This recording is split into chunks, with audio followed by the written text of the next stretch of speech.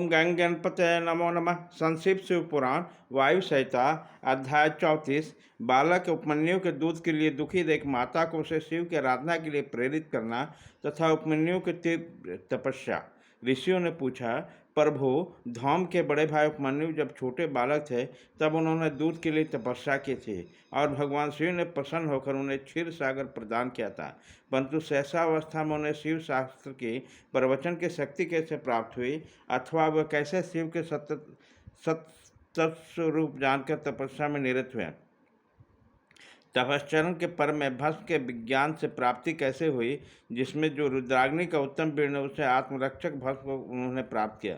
वायुदेव ने कहा, महर्षियों, जिन उन्होंने तप किया था उपमन्यु को साधारण बालक नहीं थे, परम बुद्धिमान मुनिवर व्याघ्रपाद के पुत्र थे। उन्हें जन्मांतर में ही सिद्धि प्राप्त हो चुकी थी, परंतु किसी कारणवश वो अपने पद से च्युत हो गए थे, जोग भ्रष्ट हो गए थे। अतः भाग्यवश जन्म लेकर वो एक मुनि कुमार हुए। एक समय की बात है कि अपने मामा के आश्रम में उन्हें पीने के लिए बहुत थोड़ा सा दूध मिला। उनके मामा का बेटा अपनी इच्छा अनुसार गरम गरम उत्तम दूध पीकर उनके सामने खड़ा था। मातुल पुत्र को इस अवस्था में देखकर व्याघ्रपाद कुमार उपमन्यु के मन में ईर्ष्या हुई और अपनी माँ के पास बड़े प्रेम से बोले, माता, माँ भागे, तपस्विनी, मुझे अत्यंत स्वादिष्ट गरम गरम गाय का दूध दो, मैं थोड़ा सा नहीं पीऊँगा। बेटे की यह बात सुनकर व्याघ्रपाद की पत्नी तपस्वी माता के मन में उस समय बड़ा दुख हुआ। उसने पुत्र को बड़े आदर से के साथ छाती में लगा लिया और प्रेम पूर्वक लाड़ प्यार से अपनी निर्धनता का स्मरण खो जाने से वो दुखी होकर विलाप करने लगे। महातेजस्वी बालक उपमन्यु बार बार दूध का याद दिलाते हुए रोते हुए माता से कहने लगे, माँ, दूध दो, दूध दो। बालक की हठ जानकर तपस्वी ब्राह्मण पत्नी ने अपनी हठ के निवारण का एक सुंदर उपाय किया। उसने स्वयं उच्च वृत्ति से कुछ बीजों का संग्रह किया। उन बीजों को देखकर उसने तत्काल उठा लिया और पीसकर पानी में घोल लिया।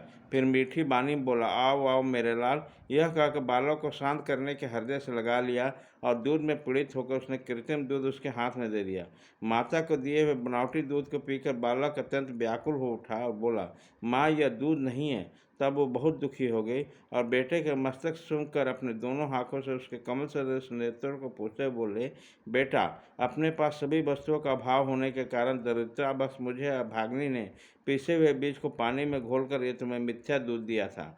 तुम दूध नहीं दिया ऐसा कहकर रोते हुए मुझे बार बार दुखी करते हो, किंतु भगवान शिव की कृपा के बिना तुम्हारे लिए कहीं दूध नहीं है। भक्तिपूर्वक माता पार्वती और अनुचरों सहित भगवान शिव के चरना बिंदु में जो कुछ समर्पित किया गया वह संपूर्ण संपत्तियों का कारण होता है। महादेव जी ही धन देने वाले हैं। इस समय हम लोगों ने उनकी आराधना नहीं की है। वे भगवान ये सकाम पुरुषों को उसकी इच्छानुसार फल देने वाले हैं। हम लोगों ने आज से पहले कभी भी धन की कामना से भगवान शिव की पूजा नहीं की, इसलिए हम दरिद्र हो गए और यही कारण है कि तुम्हारे लिए दूध नहीं मिल रहा।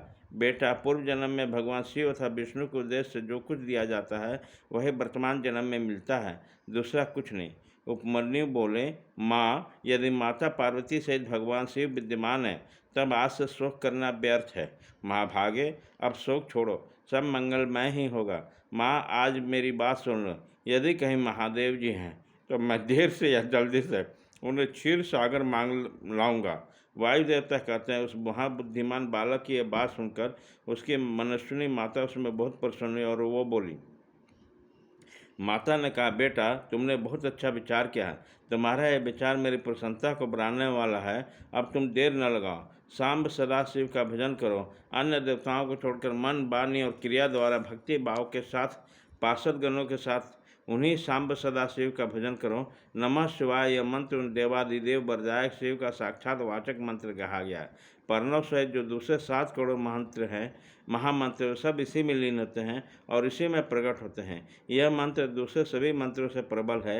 यही सबकी रक्षा करने में समर्थ है, अतः दूसरे की इच्छा नहीं करना चाहिए। इसलिए तुम दूसरे मंत्रों को त्याग कर केवल पंचाक्षर के जप में लग जाओ। उन मंत्रों की जिह्वा पर आते ही यहाँ कुछ भी दुर्लभ नहीं रह जाता। यह उत्तम भस्म जिसे मैंने तुम्हें पिताजी से प्राप्त किया है, यह बिरजा होम की अग्नि से सिद्ध हुआ है, अतः बड़ी से बड़ी आपत्तियों का निवारण करने वाला। मैंने तुम्हें जो पंचाक्षर मंत्र बताया है, आप उसको मेरी आज्ञा से ग्रहण करो। उसके जपने से शीघ्र तुम्हारी रक्षा होगी। वायु देवता कहते हैं, इस प्रकार आज्ञा देकर और तुम्हारा कल्याण हो, ऐसा कहकर माता ने पुत्र को विदा किया।